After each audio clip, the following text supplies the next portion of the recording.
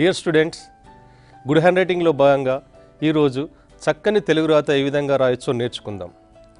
మీరు రోజు 25 నిమిషాల సాధన ద్వారా 21 రోజులు చక్కగా ప్రాక్టీస్ చేసినట్టయితే మీరు 9 గంటల సమయంలో మీరు చక్కని తెలుగు రాత మీ సొంతం అవుతుంది. తెలుగు రాత లోపల వృత్తం యొక్క ప్రాధాన్యత చెప్పుకున్నాం మనం.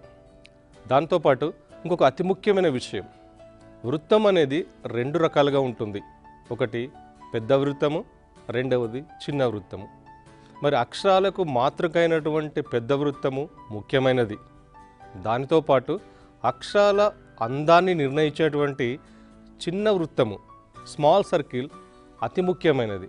స్మాల్ సర్కిల్ను ఎవరైతే నెగ్లెక్ట్ చేస్తారో, నిర్లక్ష్యం చేస్తారో దానివల్ల తెలుగు రాత 60 నుంచి 80% చెడిపోతూ ఉంటుంది. అది ఎలానో మనం చూద్దాం. మీరు బోర్డు పైన గమనించండి. ఉదాహరణకు మా అనే అక్షరం ఉంది. మనకు మా అనే అక్షరం చూడండి, స్మాల్ సర్కిల్, కొమ్ము, తలకట్టు మరియు కొమ్ము అని చెప్పుకున్నాం. పా అనే అక్షరం చూడండి, స్మాల్ సర్కిల్, ఇలా చెప్పుకుందాం. ఒక దీర్ఘం చూద్దాం. ఉదాహరణకు సా ఉందనుకోండి, దీర్ఘం, ఒక అడ్డగీత, దీర్ఘం. గుడి ఉందనుకోండి, ఒక కొమ్ము, దాని మీద ఒక చిన్న సున్నా.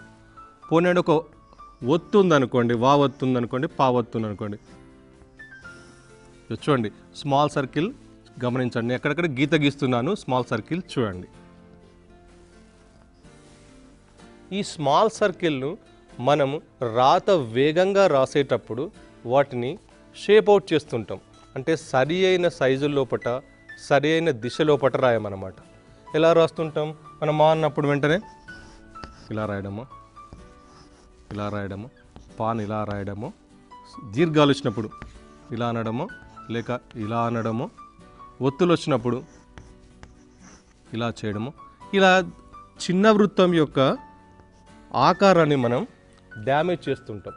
ఈ చిన్న వృత్తాన్ని మనం నిర్లక్ష్యం చేసినట్టయితే, వాటిని సరిగా చుట్టనట్టయితే అక్షరాలు ఈ విధంగా మారిపోతుంటాయి. సో ఈ విధంగా అక్షరాలు మారిపోవడం వల్ల వాటి యొక్క అందం చెడిపోతూ ఉంటుంది. వీటిలో తేడా ఏంటిది? పై అక్షరాలు కింది అక్షరాలకు తేడా ఏంటిది? కేవలం సరిగా సున్నా చుట్టకపోవడమే. ఈ సరిగా సున్నాలు చుట్టడం వల్ల అక్షరాలు గుండ్రంగా అవుపడతాయి. అక్షరాలు అందరూ కూడా దాదాపు ఎంతో కొంత గుండ్రంగా రాస్తూనే ఉంటారు. కానీ చిన్న వృత్తాలను సరిగా చుట్టడం అనేది మన యొక్క ఏకాగ్రత మీద, మరి అక్షరాల మీద మన యొక్క ఏకాగ్రత మీద, మరి ఇష్టము, స్పష్టత, ఇవన్నీ కారణాలు ఉంటాయి అన్నమాట. సో మనం రాసేటప్పుడు ఈ చిన్న వృత్తాలు సరిగా చుడుతున్నామా, అక్షరాన్ని పూర్తిగా రాస్తున్నామా అని గమనించుకుంటూ రాసినట్టయితే త్వరగా మీకు చేతి రాత అద్భుతంగా వస్తుంది. తెలుగు రాత మీ సొంతం అవుతూ ఉంటుంది. తలకట్లు మనం 2 రకాలుగా ఇవ్వవచ్చు. చూడండి పిల్లలు, ఏ విధంగా చూడండి. తలకట్టు ఒకటి మనం రైట్ ఆకారంలో ఇవ్వచ్చు, ఇంకోటి ఇలా కూడా ఇవ్వచ్చు అన్నమాట. ఈ 2 రకాల తలకట్లు ఇవ్వచ్చు. 2 రకాల తలకట్లు ఇవ్వగలిగినప్పటికీ మనం రాతలోపట ఈ రైట్ ఆకారంలో తలకట్లు ఇస్తేనే మన రైటింగ్ అందంగా ఉంటుంది. ఉదాహరణకు మనం చూద్దాం. ఇక్కడ ఒక పా అనే అక్షరం రాస్తున్నాను నేను, తలకట్టు ఉంది. సా అనే అక్షరం రాస్తున్నాను, తలకట్టు ఈ విధంగా ఉంది. చూడండి, గమనించండి. అదే మీరు స్లోగా రాసినప్పుడు, మెల్లగా రాసినప్పుడు మీరు చక్కగా రాయగలుగుతారు.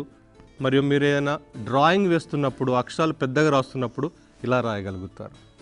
కానీ వేగంగా రాసేటప్పుడు ఈ యొక్క వంకర తిరిగినటువంటి తలకట్టు ఏమవుతుంటుందంటే సమాంతరంగా వస్తూ ఉంటుంది. స్పీడ్లో వచ్చినప్పుడు ఈ విధంగా వస్తూ ఉంటుంది. సా చూడండి, ఈ విధంగా వస్తూ ఉంటుంది.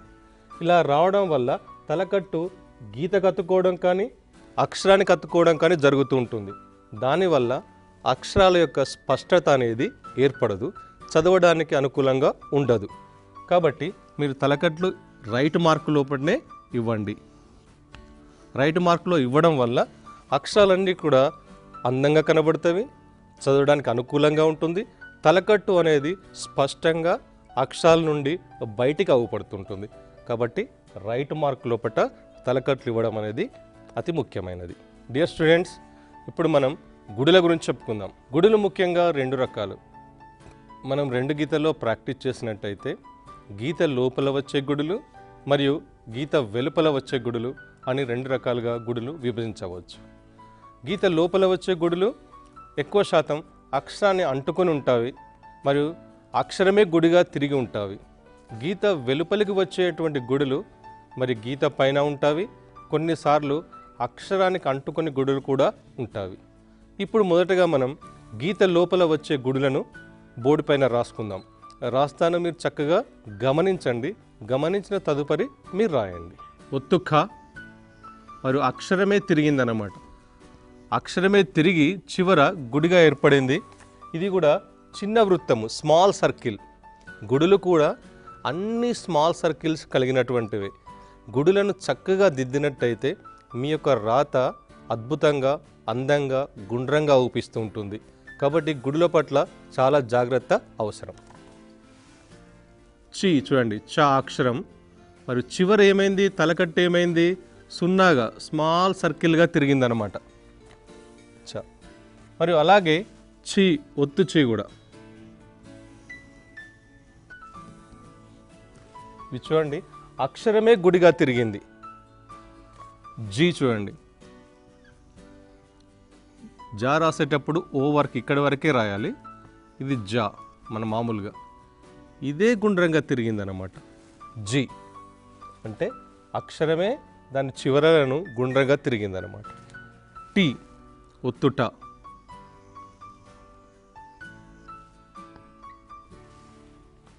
ఒక సర్కిల్ మరొకటి స్మాల్ సర్కిల్ కలిగినటువంటి లెటర్ రా మరియు ట.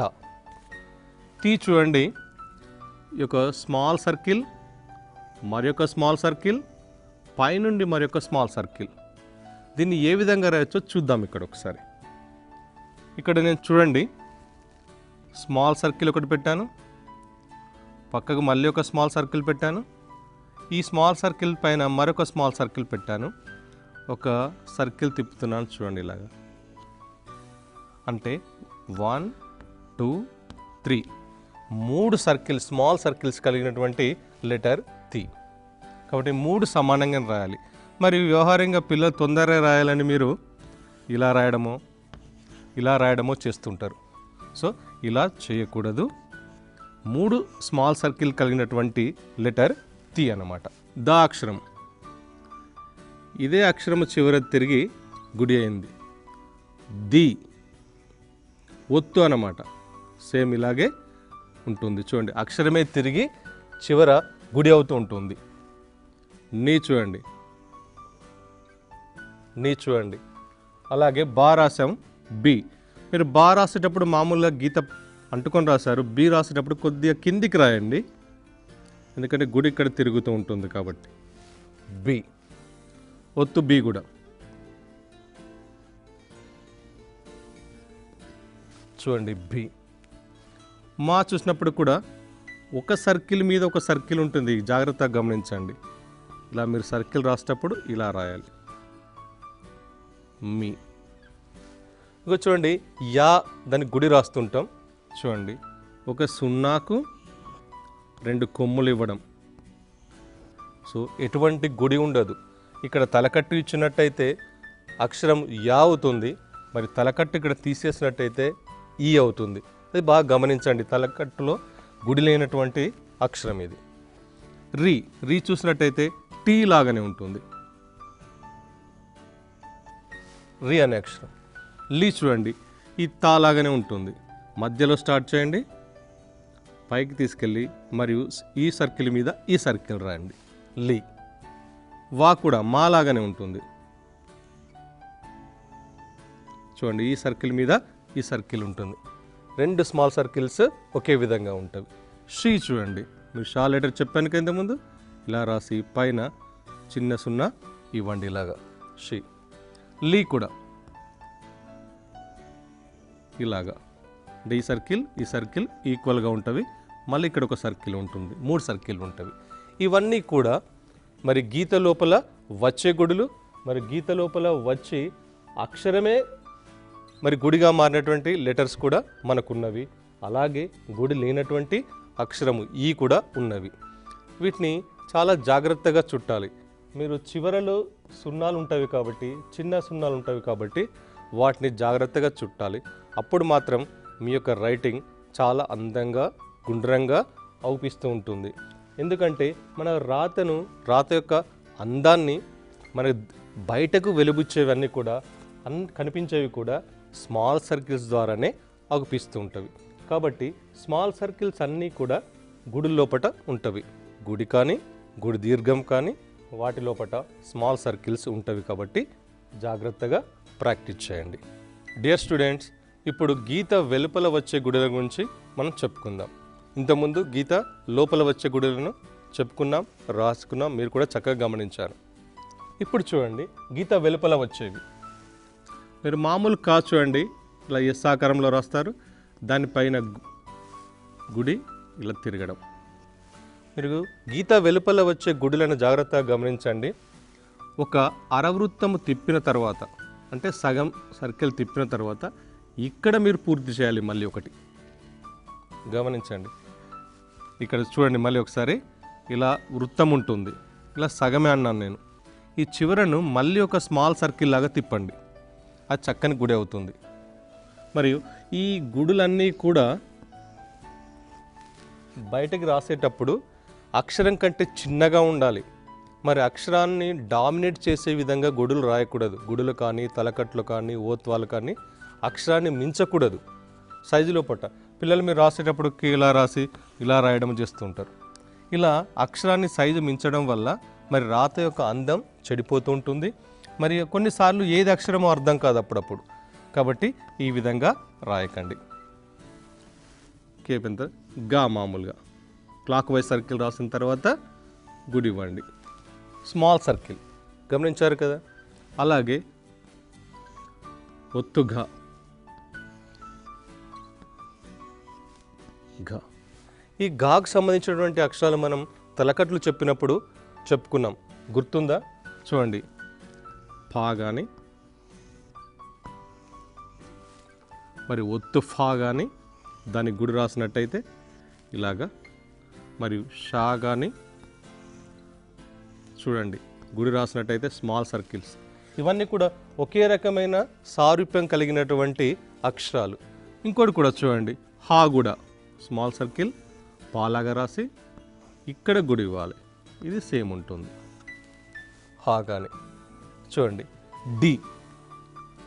డి రాసేటప్పుడు చూడండి ఇలాగా. ఒత్తు ఢా కూడా ఇలాగా చూడండి, రెండు ఒకే విధమైన అక్షరాలు ఇలా ఉంటాయి. మరియు డా రాసేటప్పుడు ఒక ముఖ్యమైన విషయం, అక్షరం డా రాసేటప్పుడు ఇక్కడికి రాసిన తర్వాత ఏం చేయాలి?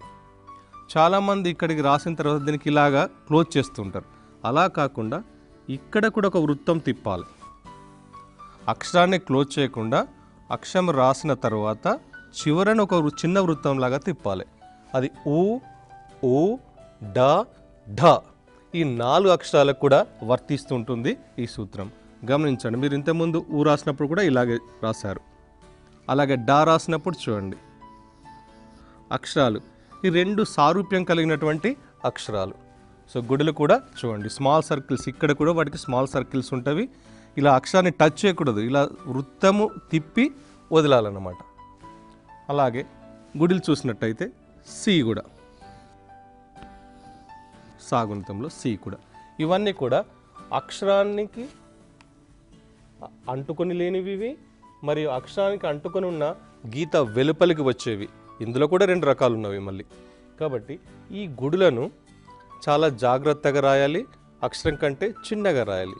మనం మామూలుగా గీత లోపల వచ్చే గుడులు ఏవైతే ఉన్నాయో వాటిని బాగా రాస్తుంటాం, ఎందుకంటే అక్షరమే చూడతాం కాబట్టి. మరియు గీత వెలుపల వచ్చే గుడులు ఏవైతే మనం రాస్తుంటామో వాటిని మరియు ఆకారంలో పెద్దగా రాయడం కానీ, సైజులో పెద్దగా రాయడం కానీ, అక్షరాన్ని కొద్దిగా అటు ఇటు రాయడం కానీ చేస్తుంటాం. అలా కాకుండా అక్షరానికి అంటుకునే వాటిని ఈ విధంగా రాయాలి, అంటుకునే వాటిని ఈ చిన్న సర్కిల్ పైన రాయాలి. చూడండి ఇక్కడైతే ఈ చిన్న సర్కిల్ పైన సూటిగా రాయాలి. ఈ తలకట్టు అయినా అలాగే రాయాలి, దీని సూటిగా గుడి అయినా కూడా ఇలాగే రాయాలి. ఇప్పుడు మనం గీత లోపల వచ్చే గుడులు చెప్పుకున్నాం, గీత వెలుపల వచ్చే గుడుల గురించి చెప్పుకున్నాం. ఈ గుడులు మీ యొక్క తెలుగు యొక్క రాతకు చాలా ప్రాముఖ్యతను కలగజేస్తాయి, అందాన్ని కలగజేస్తాయి. కాబట్టి గుడుల విషయంలో చాలా జాగ్రత్తగా గమనించాలి. తలకట్లు ఏవైతే మీ రైటింగ్ స్టడీగా ఉందా లేదా, చక్కగా ఉందా లేదా కనబడుతుంటుంది. మరి మీ యొక్క గుడిలో చక్కగా రాయడం వల్ల మీ యొక్క తెలుగు రాత గుండ్రంగా ఉందా లేదా అనే విషయం గుడులను బట్టే తెలుస్తూ ఉంటుంది. గుడులను అక్షరానికంటే చిన్నగా రాసి చిన్న సర్కిల్స్ను అంటే చిన్న వృత్తాలను చక్కగా చుట్టినట్లయితే మీ యొక్క తెలుగు రాత అద్భుతంగా కనబడుతూ ఉంటుంది. మీరు గుడులను బాగా ప్రాక్టీస్ చేసినట్టయితే డియర్ స్టూడెంట్స్ వేగంగా రాతను నేర్చుకోవచ్చు. మీరు మరి తక్కువ సమయం లోపల మీ రైటింగ్లో మార్పులను మీరే గమనించవచ్చు. ఒకసారి చక్కగా బోర్డు వైపు గమనించండి.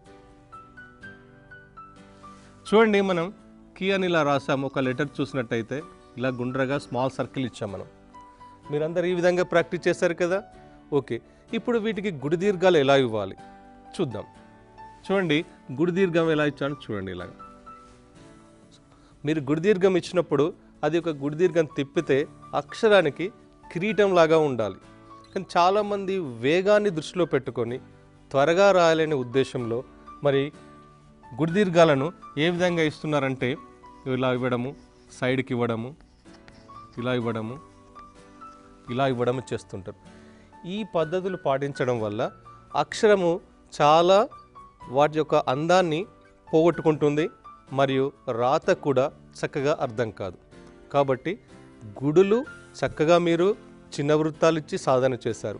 మరి గుడి దీర్ఘాలు కూడా అక్షరం పైన కిరీటంలాగా రాసినట్టయితే మీ రాత చాలా అందంగా ఊపిస్తూ ఉంటుంది. చూడండి స్టూడెంట్స్, ఇప్పుడు రాస్తాను, మీరు చక్కగా గమనించండి. కా రాసాము, వరుసగా రాస్తాను గమనించండి. ఒత్తు ఖ, మరి దీని యొక్క దీర్ఘం గా. చూడండి, మామూలుగా గీ రాశాను, దీనికి దీర్ఘం రాశాను. ఒత్తు ఘ ఇలా రాశాను, ఇలా రాసి మరియు దాని మీద కిరీటం లాగా ఇచ్చాను గమనించండి. ఇలా అక్షరాలు గుడి దీర్ఘాలు గమనించండి. చ మరి ఇలా సాధన చేశారు. దాని మీద ఈ విధంగా ఒత్తు చ కూడా ఇలాగే రాయొచ్చు అన్నమాట. మనం దాన్ని మీరు చూడండి, ఇలా తిప్పండి. మరి ఇలా సైడ్కి రాకూడదు, గుడి పైన ఉండాలి అది. ఆ విషయాన్ని జాగ్రత్తగా గమనించి మీరు సాధన చేయండి. జా చూడండి, ఓలాగా రాసి జీ రాశాను నేను. దీని పైన గీత పైన వస్తుంటుంది. చక్కగా చూడండి. టా ఇలా రాస్తాను. మనం ఈ విధంగా టా రాస్తాము. దీనికి వెలుపల వచ్చింది మరియు పైన వచ్చింది. డా డాలు కూడా డా మీకు ఇంతకుముందు చెప్పాను డా ఊ ఎలా రాయాలో. సో ఇలా రాసిన తర్వాత దీని పైన ఇలాగా డి కూడా, ఒత్తు డి కూడా అంతే సేమ్ ఒకే విధంగా ఉంటుంది. మరి అలా కింద ఇవ్వాలి. డ డ మీరు అన్నా చూసినట్టయితే ఇంతకుముందు చెప్పాను మీకు 3 ఇలా రాసి 6 ఇలా రాసినట్టయితే ఎలా వస్తుందో ఇంతకుముందు ఎపిసోడ్లో మనం నేర్చుకున్నాం. ఇప్పుడు చూడండి, అనాకు ఎక్కడ ఇవ్వాలి, ఇటువైపు ఇవ్వాలా ఇటువైపు ఇవ్వాలా అంటే ఇటువైపే ఇవ్వాలి. గుడి మరియు దీర్ఘం ఇలా ఇవ్వాలి. చూడండి, అనాకు ఇలా ఇవ్వాలి. తా మీకు చెప్పాను, తా చెప్పినప్పుడు మొదటి 0, రెండవ 0, మూడవ 0 ఇలాగా దాని పైన ఇలా ఇవ్వాలి. ఇలా ఇచ్చినట్టయితేనే అక్షరం చాలా అందంగా అవుపిస్తూ ఉంటుంది. ఒత్తుతా చూడండి, దా లాగానే ఉంటుంది, ఇలా ఉంటుంది. థ ద ఇది కూడా మొదటి దానిలాగానే ఉంటుంది. చూడండి, ఈ 3 ఒకే విధంగా ఉంటవి. థ థ ద ద. నా కూడా ఈ నా చూడండి, ఇలా రాసిన తర్వాత దీనిపైన స్మాల్ సర్కిల్ వస్తుంది. అంటే ఈ యొక్క కర్వ్ పైన స్మాల్ సర్కిల్ వస్తుంది. చక్కగా గమనించండి, ఇలా రాయాలి. ఇది అప్పుడే మీ యొక్క రైటింగ్ స్పష్టత అనేది అవుపిస్తూ ఉంటుంది. పా చూడండి, ఇక్కడికే రాశాను నేను, మళ్ళీ ఇప్పుడు ఇలా ఇవ్వాలి. ఒత్తు పా కూడా ఇలాగే రాయాలి. స్మాల్ సర్కిల్, దానిపైన కొమ్ము ఉండాలి. బా బా రాసేటప్పుడు చెప్పాను నేను, కిందికి రాయాలి బి రాసేటప్పుడు. ఓకే, ఇలా ఇవ్వాలి. ఒత్తు భా ఇలా రాసి పైకిచ్చి ఇలా ఇవ్వాలి. మరియు బా కానీ జా కానీ రాసేటప్పుడు గుర్తుపెట్టుకోండి, ఇక్కడ సర్కిల్స్ తిప్పకూడదు, ఇవి ఓపెన్గా ఉండాలి. వీటిని సున్నాలు చుట్టకూడదు, ఇలా చుట్టినట్టు ఇలా చుట్టకూడదు. ఇవి ఓపెన్గానే తెరుచుకొని ఉండాలి. జా కానీ, బా కానీ, భా కానీ. ఈ అక్షరాలు రాసేటప్పుడు అవి ఓపెన్గానే ఉన్నట్టయితే చక్కగా ఉంటుంది.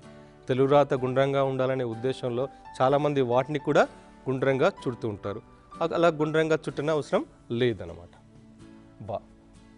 మా. మా చూడండి, ఇలా రాశాను, మీ ఇలా రాశాను. ఓకే, మీని రెండు విధాలుగా రాస్తుంటారు చూడండి. మీ దీర్ఘాన్ని మీ అని రాయాలనుకోండి, ఎలా రాస్తారు? ఈ విధంగా రాయొచ్చు, మరియు ఈ విధంగా కూడా రాయొచ్చు. రెండు విధాలుగా రాయొచ్చు మీని. ఇది గమనించండి మీరు. ఓకే, మీ. యా, ఈ ఇటువైపు ఇవ్వాలి, గమనించండి. రీ, లీ, ఈ సున్నా మీద ఈ సున్నా, మళ్ళీ ఇలాగా. వి, ఈ విధంగా. షీ, చూడండి, రీ, లీ, వి, షీ. ఎన్ని స్మాల్ సర్కిల్స్ ఉన్నాయో గమనించండి. ఆ స్మాల్ సర్కిల్స్ని బాగా గమనిస్తూ దీర్ఘాలు, గుడి దీర్ఘాలు మరియు కిరీటం లాగా ఇవ్వండి. అప్పుడు రాత అద్భుతంగా అవపడుతుంటుంది. She, C, he. చూడండి, ఇలాగే గుడి దీర్ఘాలు ఇవ్వండి. గుడి దీర్ఘాలు ఇచ్చేటప్పుడు మీరు చక్కగా ఒకటి గమనించుకోండి. గుడి పూర్తిగా చుట్టిన తర్వాత వీలైతే పెన్ను లిఫ్ట్ చేసి గుడి దీర్ఘం ఇవ్వండి. వేగంగా రాయాలనే ఉద్దేశంలో, తొందరలో మీరు అలాగనే పెన్ను లిఫ్ట్ చేయకుండా ఇలా తిప్పినట్టు అయితే అక్షరం పక్కకు వస్తుంది. గుడి దీర్ఘము అక్షరం పక్కకు రావడం వల్ల అక్షరం పడుకున్న విధంగా తయారవుతుంటుంది. రాత లోపట అందం అనేది అవుపించదు, స్పష్టత అనేది అవుపించదు. మనం రాత రాసేటప్పుడు అందంగా ఉండాలి, స్పష్టత ఉండాలి, మరియు వేగం కూడా ఉండాలన్నమాట. మనం ముందు స్పష్టత ప్రాధాన్యత. స్పష్టత ప్రాధాన్యత ఎలా వస్తుంది? అక్షరాన్ని కరెక్ట్గా రాసినప్పుడు వస్తుంది. అలాగే అన్ని అక్షరాలు కరెక్ట్గా రాస్తూ వెళ్ళినట్టయితే అందం తానంతట అదే అవుపిస్తుంటుంది అక్షరాల లోపట. అలాగే స్పష్టత ఉండి, అందంగా ఉండి మీరు సాధన చేసినట్టయితే వేగం ఆటోమేటిక్గా వస్తూ ఉంటుంది. మరియు మీరు తెలుగు రాతను అందంగా రాయడం వల్ల, ముఖ్యంగా స్మాల్ సర్కిల్ చక్కగా చుట్టడం వల్ల మీరు దాదాపు మన భారతీయ భాషలన్నీ కూడా చక్కగా రాయవచ్చు.